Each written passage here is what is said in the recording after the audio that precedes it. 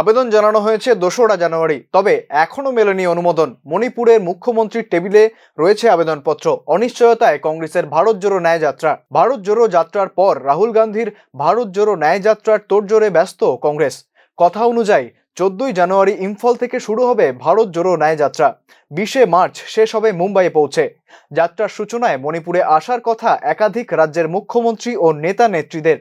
তার জন্য মণিপুর রাজ্য সরকারের কাছে অনুমোদন চেয়ে আবেদন জানিয়েছে মণিপুর প্রদেশ কংগ্রেস। তবে ২রা জানুয়ারি আবেদন জানালেও এখনও রাজ্য সরকার ছাড়পত্র দেয়নি। মঙ্গলবার আবার জাতীয় কমিটির একটি দল মুখ্য সচিবের সাথে দেখা করেন। মুখ্য সচিব বিনীত যোশী জানান, বিষয়টি বর্তমানে মুখ্যমন্ত্রীর টেবিলে রয়েছে। এখন সমস্তটাই ওনার সিদ্ধান্তের উপর নির্ভর করছে। তিনি আশ্বাস দিয়েছিলেন সোমবার সন্ধ্যা নাগাদ সিদ্ধান্ত জানানো হতে পারে। তবে মঙ্গলবার মণিপুরের মুখ্যমন্ত্রী সংবাদ মাধ্যমে জানান, মণিপুরে বর্তমান পরিস্থিতি বিবেচনা করে একাধিক সিকিউরিটি এজেন্সির থেকে তথ্য পাওয়ার পরেই অনুমোদনের সিদ্ধান্ত নিয়ে চিন্তাভাবনা করবেন তিনি। অন্যদিকে জাতীয় কংগ্রেসের সাধারণ সম্পাদক কেসি বেণুগোপাল জানান, মণিপুর থেকেই শুরু হবে যাত্রা। এই যাত্রা মণিপুরে শান্তির বার্তা ছড়াবে। এই নাটকীয় মুহূর্ত কোন দিকে বাঁক নেয় সেদিকেই তাকিয়ে গোটা রাজনৈতিক মহল।